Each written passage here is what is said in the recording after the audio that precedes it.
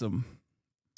Josh, he has a hugely popular show on Twitch where he unashamedly praises Houthi terrorists. It still doesn't matter. People still go fucking nutty mode over it, okay? You were featured in another Sky News Australia Lefties Are Losing It segment? No way. This dude. Wait, what did Sky News Australia post me on? Oh, I love that. I love when Sky News Australia posts me. I love when I make it to the most honest and the most objective name in news. Sky News Australia.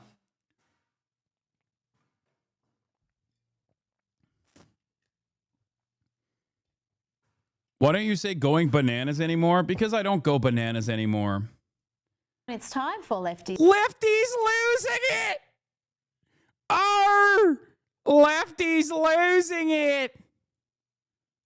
Now, if the left didn't have double standards, that have no standards at all. And here is another prime example. This is Andrew where is it? Where did was I in here? Like over here? Maggie is in a Box, a song about the late, great Margaret Thatcher. Oh, no, not the song about the late, great Margaret Thatcher. Fucking hell. How dare you? Oh, they posted. Yo, let's go. Left Media continues to push Trump lies.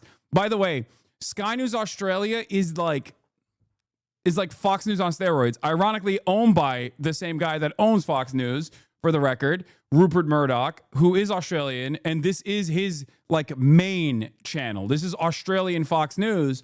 So if you see like American libtards, American liberals who claim to be like progressive or whatever, championing this video, which they will because they're fucking stupid and they have no principles, they have no perspectives whatsoever, they have no interest in learning the truth, they will use this truly, utterly depraved, evil channel as a way to be like, see, even Australian Sky News knows the truth about Hasan. And let me tell you, it's because they're fucking stupid. But I, on the other hand, welcome the hatred from Sky News Australia. Let's go. Ooh, this is exciting. I didn't even realize they were doing it. The lefties losing it. Watch a lot of Donald Trump coverage over the years. I've seen him give many speeches. I've seen him give many White House Oval Office interviews. I genuinely, as someone who pays actually fairly close attention to men's sartorial choices when they are in high positions, I actually genuinely struggle to think of a single instance when Donald Trump is actually wearing a black suit. I'm genuinely just like thinking out loud here with you in real time here.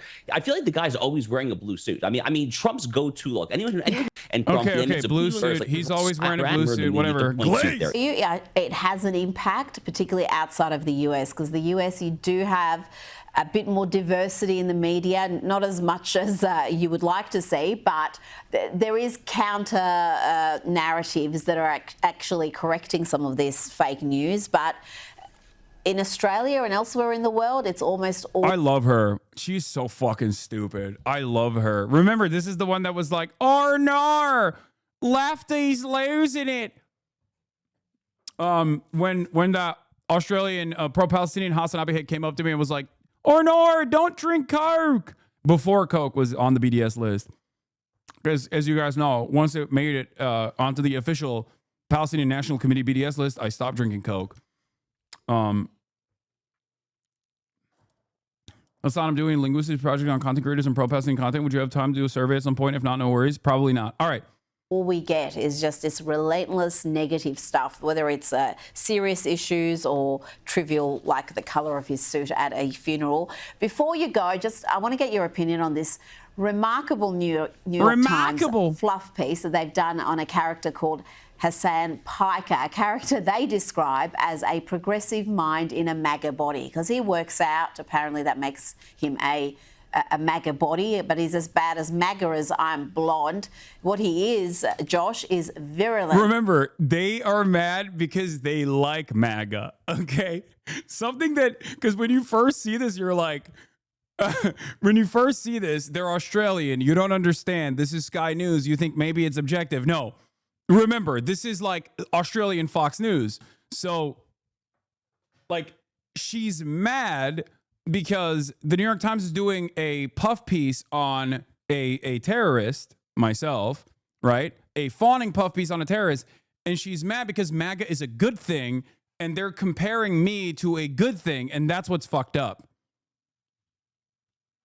Anti-Israel. Any kind of Zionist tendency should be treated in the same way as being a rabid neo-Nazi, and you shouldn't even let someone be the local dog catcher as Felix was posting if they've ever exhibited any sort of like positive feelings about the state of Israel. I'm so serious about this. Yeah.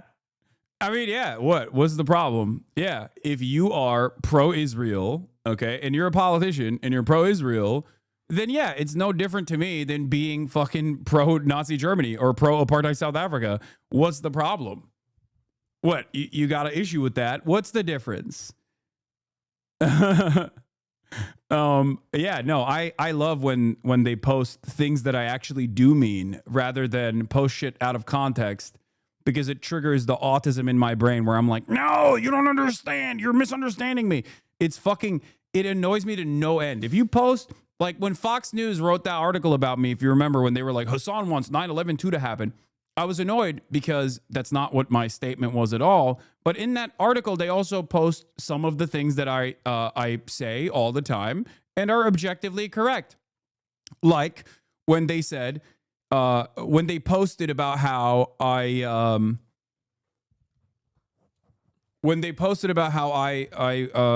had said that like Israel is a far more evil entity than Hamas ever could be.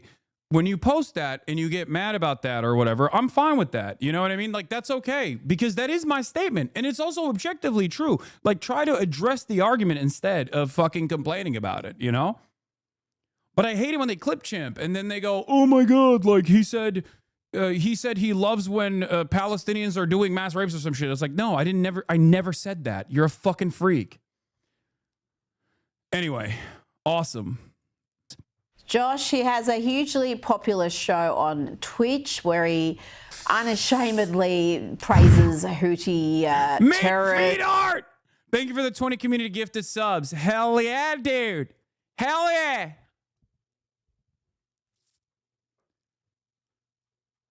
Spreads all sorts of Hamas propaganda. And now he's getting fluff pieces in the New York Times. What is going on? Is the New York Times pro-Hamas? Is the New York Times pro-Hamas? What's going on? Why are they pro-Hamas? Hasan Piker. Hasan Piker of Twitch. He's a lover of Houthis. He's a lover of Hamas. Oh, this is so awesome. Australia is such a fake country. I'm sorry that, like, when she's trying to be serious, it's impossible to take them seriously with that. Like, that lady sounds like that, and she's trying to be, you know, dignified and serious and talk about the severity of the crisis at hand. You know what I mean? Also, this is pretty cool too. They just keep posting sexy ass photos of me. Yeah. Oh, look at that. Look at this. Look at this sexy terrorist. He loves Hamas. He's hot. He's a hot dude. Stupid and sexy and pro-Hamas. Oh, fucking awesome. Oh, I love this. Going on? Well, I think what's going on is exactly what it looks like, which is that someone who has literally made a name for himself as an apologist for Hamas, Houthis, Hezbollah, various other U.S. recognized foreign terrorist organizations. I mean, this is the guy who is now getting, you know, the page A1 full spread treatment from the New York Times, an organization. He's like, why won't they write about me?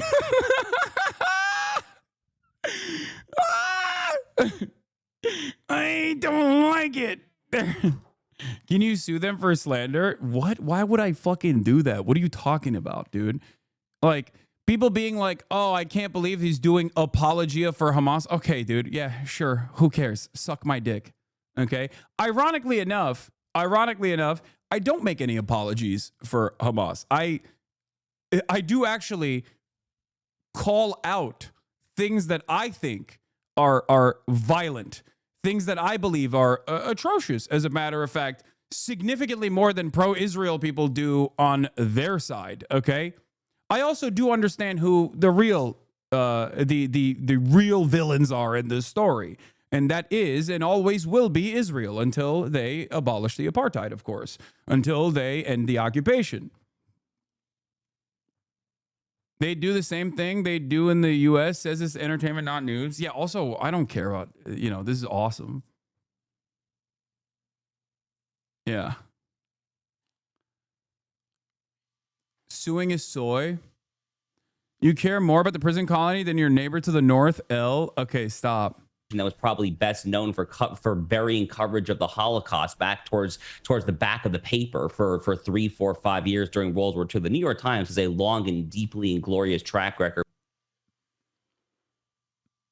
I would say that the New York Times, first of all, burying the coverage of the Holocaust for 5 years is crazy during World War II. Like, I don't know if they were, that tuned in to the death camps that were taking place, but there is a live streamed Holocaust happening right now, and they do unironically bury the coverage of the live streamed Holocaust. So yeah, it's, if anything, in the argument that you're presenting, New York Times being consistent. They're like, we don't care. As long as it's state-sponsored violence, like, we're on board with it, okay?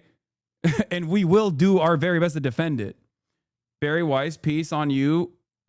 He also calls Jews inbred, says doesn't matter if rape occurred on October 7th, and argues that Zionists should be treated like neo-Nazis. Essential by rights coded FP. Hell yeah. Hell yeah. Oh, here we go. Crosshairs are back on me, baby. Let's go. Playing the fucking hits. Yeah. It's funny how the New York Times is a problem to them now that you're on it. No, they love shitting on the New York Times. They don't think New York Times is pro-Israel enough, which is crazy.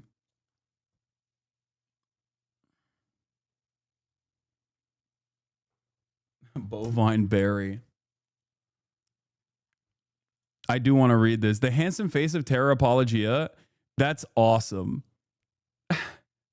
Once again, proving what I said, which is all of my haters can pick apart every single thing, but then they still call me handsome. What is this? What is this? What is going on, bro?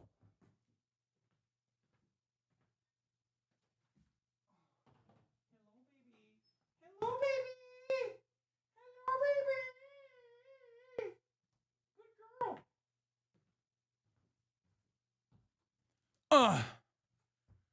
Ay, ay, ay, ay, ay.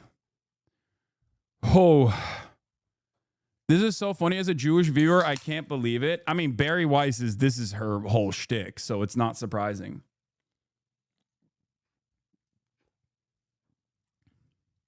The Islamophobia is so blatant in their photo choices. I mean, who cares? This is a fucking hot-ass photo. I don't give a shit.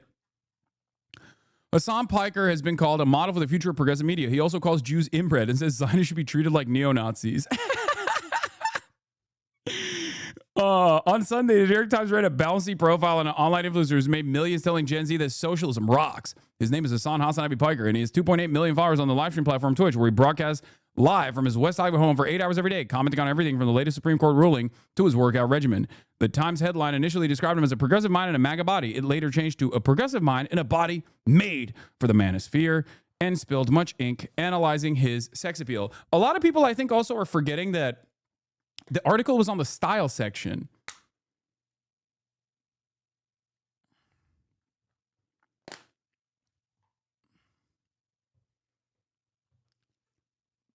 Like, it's on the style section. I don't know why they're like upset about that. Buried in the prose, the passing acknowledgement of a far darker side of Hasan Piker's appeal. His diatribes against the Zionist movement have led many supporters of Israel to call Mr. Piker anti-Semitic, the Times observes. And then it quotes Piker's response to the allegation. I find the conflation of anti-Semitism and anti-Zionism to be very dangerous, before moving swiftly onto Piker's use of expletives and vulgarities.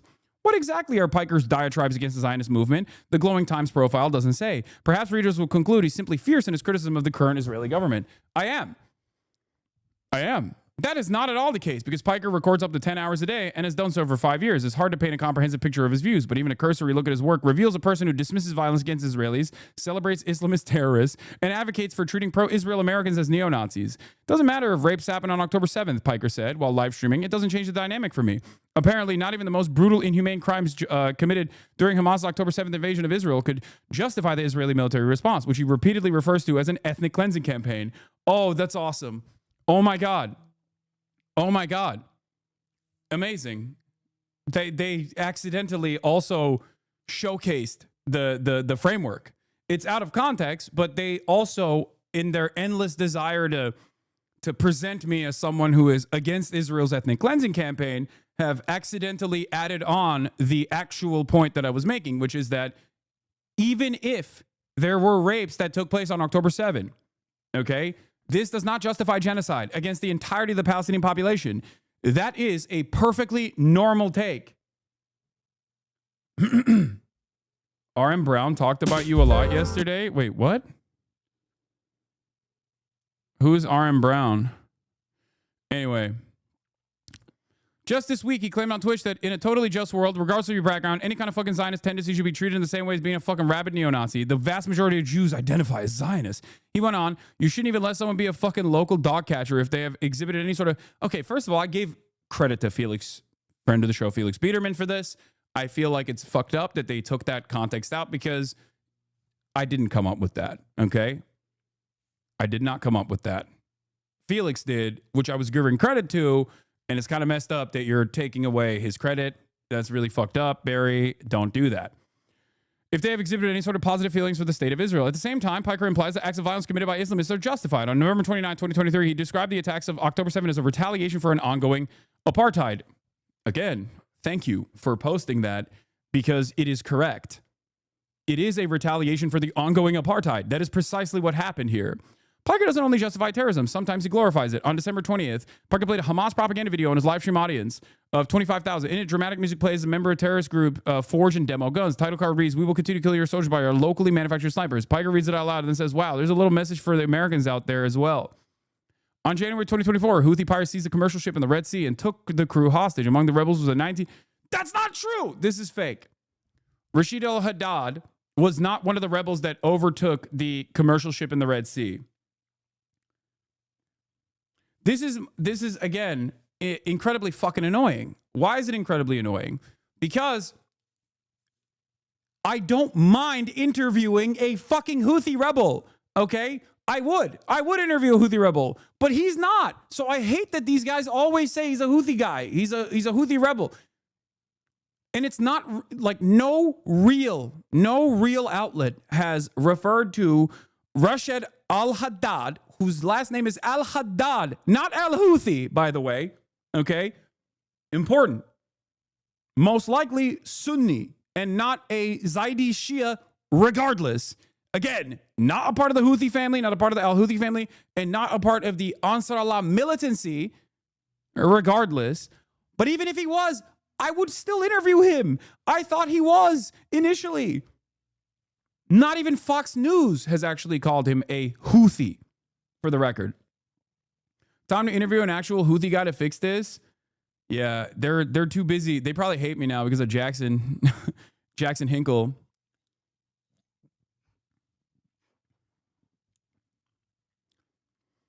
Al-Haddad later denied affiliation with the Houthis. Piker tracked down Al-Haddad via social media and interviewed on a stream with the help of a translator. In the interview, Piker compared Al-Haddad to a pirate hero from the popular anime called One Piece. In a later stream on October 14, 2024, Piker likened Al-Haddad, who grew up in Yemen, to a victim of the Holocaust. For the most of his life, he's withstood genocide, Piker said, before saying that speaking to Al-Haddad was like talking to fucking Anne Frank, basically. Later, in a now-deleted tweet, Al-Haddad posted an image of a man impaled in the stake of the capture, the execution that will carry out on all Zionists.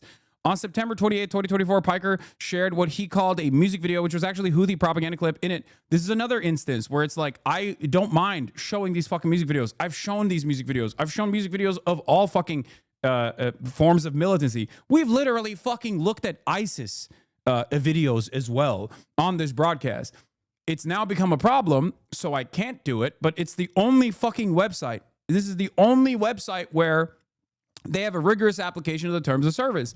I do not have a issue looking at this music video, okay? I don't. I look at the American military's music videos all the fucking time, all right? It's all right. You can make fun of music videos that, like actual terror groups, not even like resistance against Israel. I'm talking, yes, and you support ISIS? No, I don't. That's my point. I don't support the American militancy either. That's the whole point. I don't support Al-Qaeda. I don't support ISIS. I don't support the fucking Assad regime. But, you know, Allah Surya Assad is a fucking, what used to be a prominent fixture, right? Anyway.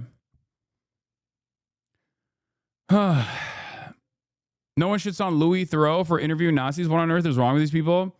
It's precisely because this person is not a Nazi that they are upset about it. That's the whole point.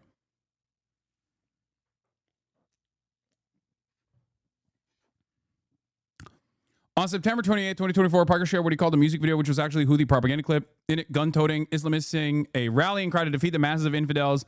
They march over a burning American and Israeli flags and wave banners and blazon the Houthi credo, which translates to God is great, death to America, death to Israel, damn the Jews, victory to Islam. When the beat drops, it's like jihad drops in your heart, Piker said to an audience.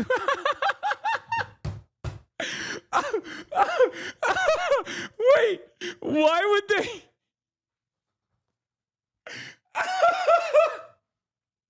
Why would they post that in all sincerity?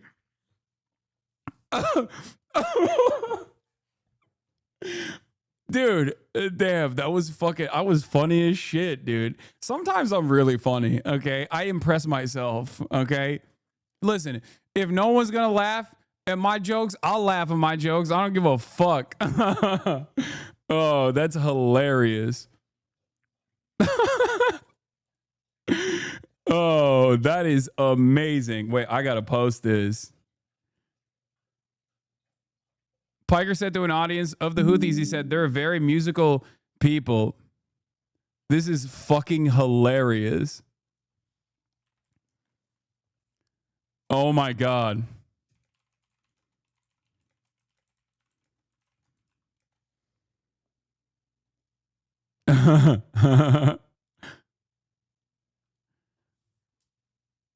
I'm posting it. I like that. When the beat drops, it's like jihad drops in your heart. Bro, it's so lit. Whenever I'm watching ISIS beheading videos and you show up, yeah, dude, I'm in the ISIS beheading videos. I'm a part of it. Would you interview a Zionist settler colonist? Yes, I would. It would be a contentious one.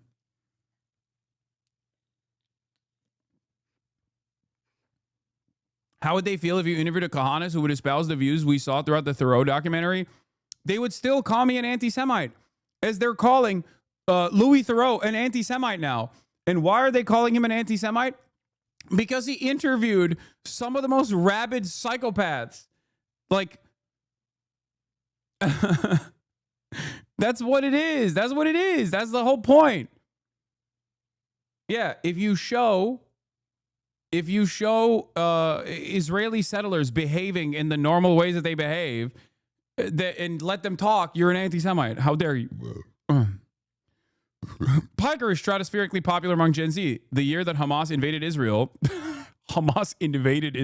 Piker was the fourth most watched American on Twitch, where 41% of users are between 16 and 24 years old. But his influence reaches far beyond the platform. Many of his live streams are clipped, recut, and soared to virality on other social media platforms, including YouTube, TikTok, and X. Where the Times gets it right is an assertion that the 33-year-old influencer is perceived as a savior of American progressivism. In an era where Democrats seem at a loss to counter the broy populism of the MAGA right, Piker used MAGA-coded activities of weightlifting and trips to the gun range. Ugh, I hate that. It is not MAGA-coded. To make socialist politics hip, courting an audience of young and very online men who have been drifting right. Yeah, God forbid I do that. God forbid I fucking pull young men away from the reactionary right wing attitudes. Oh man, how devastating. Remember, the Free Press is a right wing institution. So of course, when you read this, when you read that, you go, "What's the problem there?" When the Free Press audience reads that, they go, "Oh my God, that's really fucked up. We got to stop this guy." So remember, the things that you consider to be good and I consider to be good, they consider to be bad. The AOC of Twitch, Representative Alexandria Ocasio-Cortez, being one of the only other Democrats to successfully wield social media and a model for the future of progressive media. In the past year alone, he's appeared on the DNC, as well as the left's favorite podcast, Pod Save America, and the tour Senator Bernie Sanders and AOC herself. He's also done an interview with Jon Stewart for The Daily Show, set to release in mid-May. That's not true. I didn't do an interview with Jon Stewart. What? They posted this? I'm on a... Wait. No, I didn't. God, these guys are so... Like, this is such a bad fucking... God, they are so bad at journalism. How fucking bad. I never said I'm getting interviewed by Jon Stewart. It's Jordan Klepper. Why don't you just post my post with Jordan Klepper? Why are you... Oh, God. He's also done an interview with Jon Stewart for The Daily Show. It's not correct. Oh, it's such bad journalism. Who wrote this garbage? They shouldn't have a job. I mean, I don't care. I love it. One of the Democrat strategists keen to get Piker more involved in the party was Brianna Wu in the run-up to last year's presidential election. Oh, this is a Zionist who's who, by the way. It was her job to reach out young voters, and she saw how Parker connected with them. So she began brainstorming on how to ways to get him plugged in with Democratic campaigns. But her enthusiasm for Piker quickly faded when she saw him broadcast terrorist propaganda on his Twitch live stream. The more you understand about what he's actually saying, she told the Free Press, you realize he's actually terrible for the country. Yeah, except her fucking organization still sucked my dick to the very last end, and I refused to work with the organization because that dumbass Brianna Wu was leading the fucking charge. So just remember, when these guys are lying like this, okay, it is I who said I will not work with Progressive Victory. And it was almost entirely because of Brianna Wu and her involvement, because I was like, she has terrible instincts, she's fucking absolute dog shit, and she is perhaps the stupidest Hosberist out there. No, there was a point where she liked me. But then she got, as a 50-year-old lady, she got brain broken into being pro-Israel by a very notorious sex pest who she also actively worked with Progressive Victory. That's right. I'm talking about sex pestiny.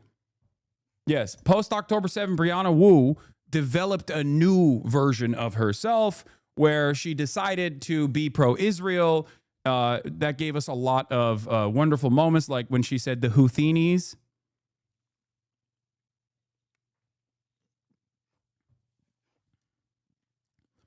He is part of this push to brainwash America's young people into thinking the enemies of democracy are actually our friends, Wu said. If you're asking yourself who's talking to your children on the left, it's Hasan and Hasan's orbiters, which is fairly terrifying. In Piker's Reddit community, fans admit that Hasan has radicalized them, brag about convincing family members that Israel's committing a genocide in Gaza. Why? This is a puff piece that is unironically better than the New York Times' puff piece. Because the New York Times can't say... The New York Times cannot fucking openly say the things that I'm saying because their editorial team's position is different, right? So they have to say Hasan Piker accuses Israel of doing a genocide.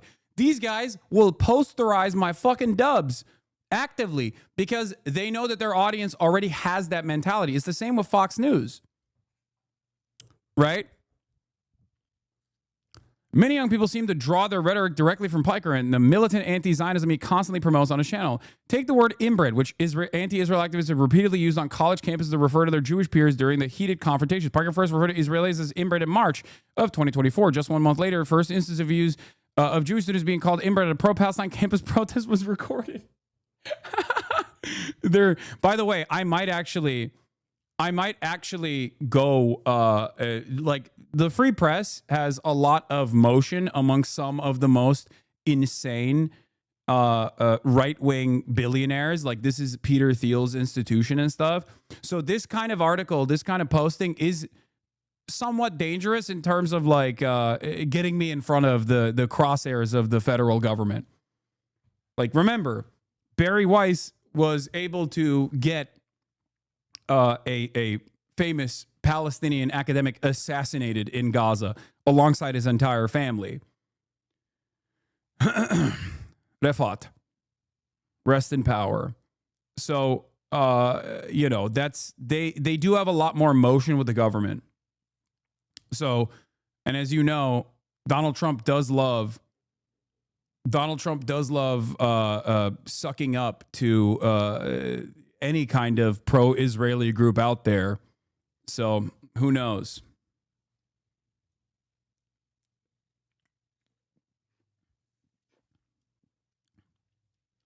Hold on.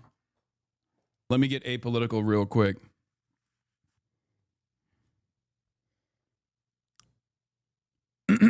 Does this warrant legal action? No, not at all. Just 1 month later, the first instance of Jewish students being called inbred at a pro-Palestine Columbia University told a group of Jewish students, "You guys are all inbred." Following the Columbia incident, Piker showed a news clip to his live stream of the two Jewish students who were calling hateful remarks on air, which he burst into laughter. I mean, that's awesome. Wait, is this it? Mob started chasing us, calling us in the middle of campus, calling us inbred, that we have no culture. One of them grabbed my friend's Israeli flag in the middle of campus, carried it to a mob by the gate that were communicating with the angry mobs outside of campus. They threw hard objects at him. They started harassing him. They tried to light his flag on fire, and nothing is done with this. And after that, on the way out, we were talking to public. Wait. Oh my God. They literally, the URL, they got this directly from the Sex Pest. Ain't no way. They're straight sourcing from the fucking Sex Pest's own goddamn website. Oh, hell nah.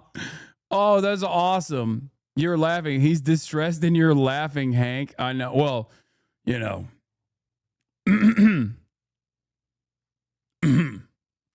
Excuse me, sir.